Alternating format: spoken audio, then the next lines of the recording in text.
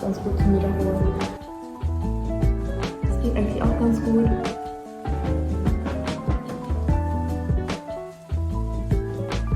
Yay, wir haben einmal Nachos.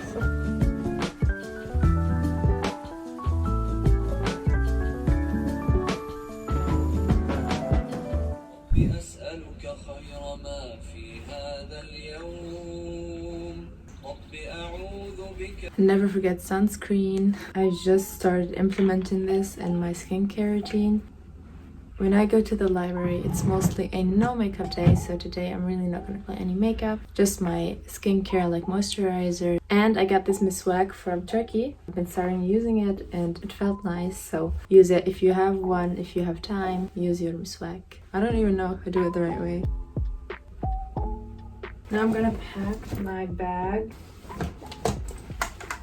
Ich nehme wieder meine Lernkarten mit. Ob ich alles durchgehe, ist eine andere Frage, aber ich habe einmal hier Gehirn und Thorax mitgenommen, weil das sind gerade die Themen, die ich wiederhole. Ich rede später noch über meinen Lernplan. Noch mein Morgenwasser. Ich muss heute richtig viel erledigen, deshalb auf geht's, ne? Let's go! Okay, I just came to the kitchen to show you this. I bought this thing from Nablus, Palestine. One says za'atar and one says zayt. Water. And I'm gonna make myself some tea. So what I basically do is put some mint inside. Ich mache mich schnell Frühstück. Heute gibt's Cereal. Nichts Besonderes. Also ich nehme normalerweise mein Fahrrad, aber heute habe ich echt keinen Bock drauf. Deshalb gehe ich heute mit dem Bus. Ich laufe gerade zur Bushaltestelle. Zum Lernplan. Ich habe das bei mir so aufgebaut, dass ich Tage habe, wo ich Inhalt durchgehe und so neuen Inhalt sozusagen lerne und dann Tage so dazwischen eingebaut, wo ich Stoff wiederhole. Weil es einfach so viel Stoff ist für die SNPP, dass wenn man so jetzt immer wieder Neues lernt, dass man das Alte, was man wiederholt hat, vergisst. Und deshalb habe ich mir das so gemacht. Hatte bisher so 2 Wiederholungstage oder so. Aber genau, heute ist ein Wiederholungstag von mir. Ich gehe jetzt zum Lernzentrum. An alle, die an der Charité studieren, nutzt dieses Angebot aus. Das ist richtig gut. Man bekommt da so Modelle und so, das sage ich euch gleich. Und dann kann man selber daran üben. Also, ich bin jetzt im Lernzentrum drin. Ich habe jetzt meinen Raum. Ich bin alleine heute da drin und habe hier meine Modelle. Das sind meine Freunde für den Tag. Einmal habe ich dieses Modell, das ist einfach das Gehirn. Und hier sehr wichtig, die Hirnnerven auszustellen. Genau, das muss ich jetzt heute wiederholen. Dann habe ich noch ein Modell vom Ohr. Hier so das Innenohr mit dabei. Hier habe ich noch ein riesiges Augenmodell. Den ganzen Muskeln und Drüsen und Nerven und Gefäßen und so. Ja, also ich bin auch alleine, deshalb kann ich auch alles in meinem eigenen Tempo machen. Jetzt geht es ans Wiederholen. Ich bin für 4 Stunden hier.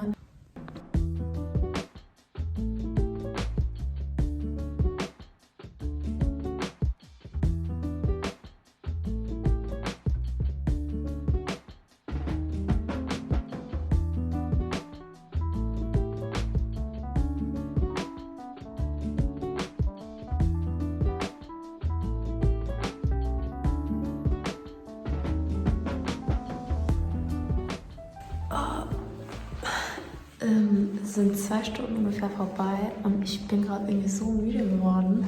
Also da merkt man doch den Unterschied, wenn man alleine lernt und wenn man mit jemandem zusammen lernt. Ich bin gerade Gehirn durchgegangen, ich muss noch Sinnesorgane durchgehen und diese Modelle gleich auch benutzen. Habe ich aber auch gestern wiederholt, also ich glaube, es würde auch schnell gehen. Ich habe Hunger, ich muss mal gucken, wo ich mir was zu essen holen kann.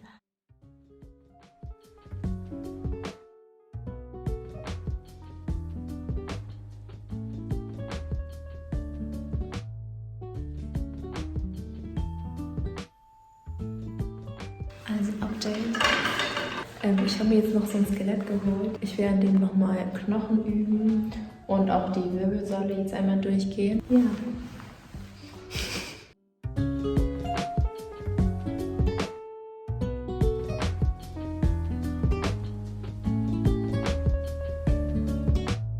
Also ich bin jetzt raus aus dem Lernzentrum. Ich hätte es auch verlängern können, aber egal, ich habe Hunger und will was essen und ich will halt auch den ganzen Tag lernen, also auch neuen Stoff machen, deshalb hatte ich keinen Bock mehr jetzt zu wiederholen und finde mir jetzt einen neuen Platz zum Lernen. Die medizinische Bibliothek am CCM ist irgendwie heute zu. Diese Woche machen die nur dienstags und donnerstags auf, was mich voll aufregt. Deshalb muss ich mir jetzt einen anderen Ort aussuchen. Ich hatte eigentlich vor, hier so direkt am Campus zu bleiben und hier zu lernen. Geht aber scheinbar nicht. Und es gibt nur so 2, 3 Bibliotheken, in denen ich mich wohlfühle und in denen ich mich auch konzentrieren kann. Deshalb, ja, mal sehen.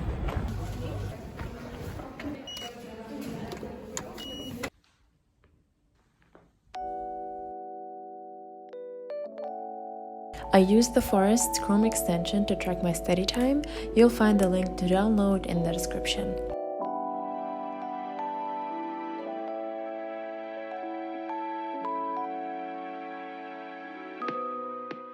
Good morning, guys. I got dressed and I'm heading out to the library. I just wanted to share with you. I had this genius idea that I'm gonna implement now. I was just getting ready, okay? And then I saw like this. I saw this on my desk and I was like, I bought this a while ago. This would be a really good like snack, you know?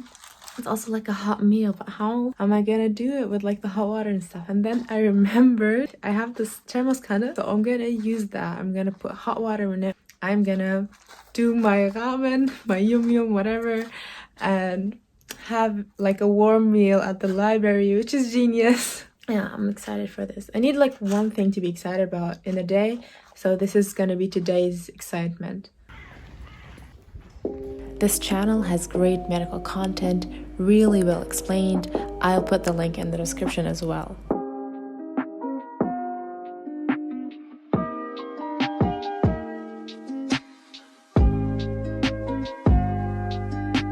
Later.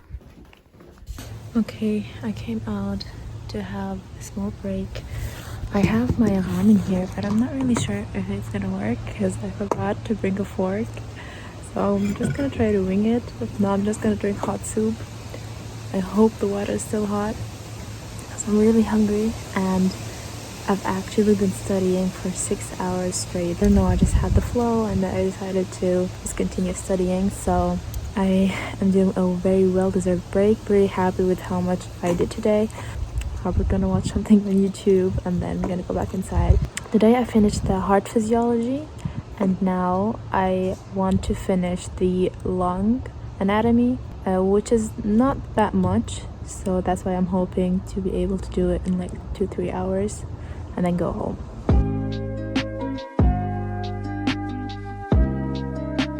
Das hat jetzt einfach wirklich funktioniert mit dem Deckel als Löffel.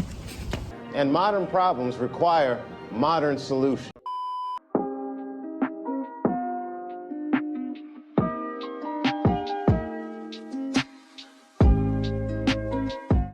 I got home and my sister got me some snacks and a cute letter. Yay! The next day.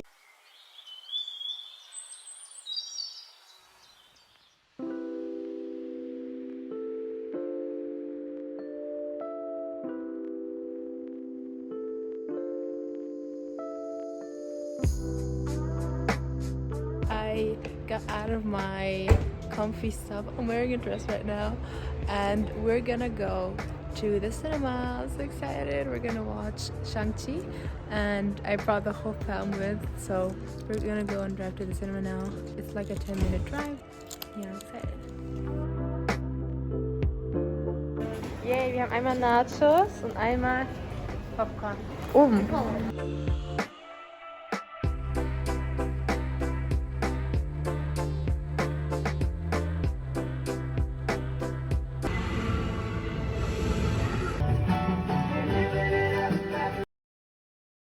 3 days later. Heute ist Montag und heute bin ich erneut beim Lernzentrum. Ich war gerade bei Lidl einkaufen und habe mir gerade so ein Cappuccino geholt. Wir sind seit 10 Uhr hier und wiederholen die ganze Zeit Fälle. Meine Prüfung ist am Donnerstag, meine praktische SMPP-Prüfung. Und wir haben gerade geübt. Ich habe gemerkt, dass ich noch sehr viele Lücken habe und manchmal vergesse, so ein paar Sachen zu fragen. Aber jetzt machen wir erstmal Pause und dann geht's weiter mit dem Lernen. What we basically did to study for the practical test is act out different symptoms that patients may present with from clinical pictures that we learned. Here I'm acting out a patient with atrial fibrillation. Please don't judge my acting. And then I showed my friend an EKG for her to make the diagnosis. We also practiced the examination of the eye and ear, lungs, skin, kidneys, and much, much more. Any of these examinations can come in the tests. Guten Morgen, der Tag ist gekommen. Heute ist der Tag der SMPP. Und zwar habe ich heute die praktische Prüfung. Meine Prüfung ist um 14:25 Uhr und gerade ist es noch 9 Uhr. Ich bin schon um 8 Uhr aufgestanden und habe mich umgezogen, habe mein Kittel gebügelt. Jetzt will ich noch ein paar Fälle wiederholen, einfach ein bisschen Image-Training machen, mich so auf die Prüfung vorbereiten. Frühstück muss ich auch noch. Aber was ganz Leichtes, wenn ich nervös bin, spielt mein Magen verrückt und dann, ja, das wollen wir nicht. Deshalb esse ich was Kleines. Ich habe 4 Prüfungen hintereinander. Wir haben auf jeden Fall immer eine KIT-Station dabei, also eine Kommunikation, Interaktion und Teamarbeit-Station dabei. Wir müssen ein motivierendes Gespräch einmal führen, worüber wissen wir noch nicht so genau. Könnte zum Beispiel über ein Glaukom sein, über Rauchentwöhnung. Und dann gibt es noch 3 andere Untersuchungen, die wir machen müssen. Genau, wenn ich die habe, erzähle ich euch, was ich bekommen habe. Aber fürs Erste muss ich erstmal so alles, was wir bisher gemacht haben, jetzt einmal wiederholen. Für mich einmal so das Schema durchgehen. Ich habe gestern und vorgestern und vorvorgestern so viel geübt, also so nervös bin ich eigentlich nicht. Und dann gehe ich los. So, ich bin jetzt losgegangen. Die Prüfung ist in einer Stunde. Ich habe hier mein Kittel und mein Stethoskop drin. Wenn ich drin bin, sage ich euch Bescheid. Also, wir sind jetzt in Horsia und dann werden wir von hier zu den Räumen gebracht, wo die Prüfung stattfindet.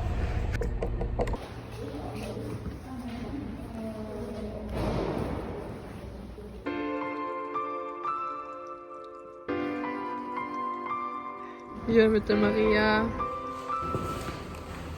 Ich habe jetzt die praktische Prüfung fertig und bin jetzt im Lernzentrum, wie man sieht. Habe mir jetzt einige Modelle ausgeliehen, weil ich muss jetzt noch für die theoretische Prüfung lernen. Die ist jetzt in einigen Tagen und da muss ich jetzt noch Anatomie und Physiologie wiederholen. Ich wollte nur kurz erzählen, was ich in der Prüfung hatte.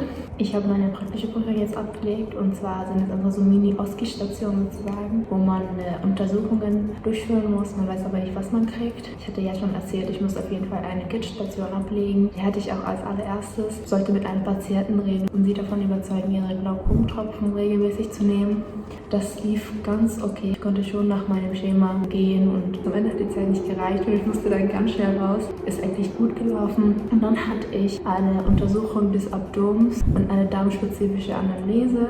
Ich hatte zwar geübt, aber es war trotzdem so unerwartet. Ich hatte viel über Herz oder Lunge gemacht. Es war einfach eine Patientin mit Durchfall und Unterbauchschmerzen und ich sollte dann spezifisch die Anamnese erheben und erzählen, wie ich die Patienten untersuchen würde und welche Diagnostik ich machen würde. Das lief eigentlich auch ganz gut. Und dann hatte ich die Prüfung zum Ohr. Ich sollte dann eine Orthoskopie machen und dann den Rinne-Weber-Test. Der ist eigentlich auch ganz gut gelaufen. Bei dem war ich irgendwie voll nervös. Ich weiß gar nicht warum. Das war dann so die 3. Prüfung in der 3. Raum, in den ich reingegangen bin und ich einfach voll so durcheinander und nervös. Und auch bei der Anamnese hatte ich so ein bisschen Blackout. Letztendlich habe ich das dann auch geschafft. Also ich habe das meiste, was ich hätte machen können, auch gemacht. Die allerletzte Station war dann eine kleine Hirnuntersuchung und kleine spezifische Anamnese. Einfach eine Patientin, die davon erzählt hat, dass sie halt wackelig ist und das Gegenstand nicht mehr so greifen kann. Und das spricht halt alles für eine kleine Hirnläsion. Deshalb sollte ich dann die ganzen Tests machen, die Patienten einmal im Stand sehen und dann einmal laufen sehen und dann die ganzen klinischen Zeichen noch einmal durchmachen. Ich war da voll früh fertig, obwohl ich wirklich alles, was mir eingefallen ist, abgefragt habe. Ich habe wirklich auch so die ganz kleinen Details, Familienanamnese, Sozialanamnese, habe ich alles durchgemacht. Aber da war jetzt also nichts Auffälliges. Letztendlich war das halt nur die Klinik, die ausschlaggebend war und man konnte sowieso nicht so viel machen wegen Corona. Ja, also ich musste dann einfach so mich zu Dozenten wenden und fragen, okay, wie ist der Muskeltonus zum Beispiel, tritt dieses Phänomen auf, weil ich konnte das dann nicht direkt an der Patienten machen. Und, solche Fragen habe ich dann direkt an der Dozenten gestellt und Prüfungen, die ich machen konnte, ohne jetzt die Patienten direkt anzufassen, konnte ich dann machen, also zum Beispiel diesen Kniehakeversuch. Und ansonsten, ja, das waren die 4 Prüfungen, die ich hatte. Ich habe wirklich was komplett anderes erwartet. Also ich hatte wirklich gehofft, dass ich Herz kriege. und EKG-Auswertung. Eine Lungenuntersuchung hätte ich auch mal gerne gemacht oder auch Haut finde ich auch ganz einfach. Hatte ich jetzt alles nicht. Ich hatte so wirklich unerwartete Stationen. Aber ja, so ist es manchmal, so sind Prüfungen halt einfach. Jetzt muss ich mich noch auf die mündliche vorbereiten. Und davor habe ich jetzt Angst, weil es einfach inhaltlich so viel ist. Also vor allem die Physiologie und auch Anatomie sind, ich weiß gar nicht mal wie viele Fragen, ich glaube über 300 Fragen. Ich bin jetzt wieder im Lernzentrum. Ich habe hier meine Snacks von Edeka und meine 2 Modelle. Einmal hier mit dem Truncus brachialis und dann die Arteria axillaris, damit man so alles durchgeht. Und dann hier die inneren Organe. Und hinten sieht man auch noch die Wirbelsäule und den Rückenmark ist auch ganz gut zum Wiederholen. Cauda equina und so weiter. Gehirn sieht man auch scheinbar. Wusste ich gar nicht, aber hilfreich.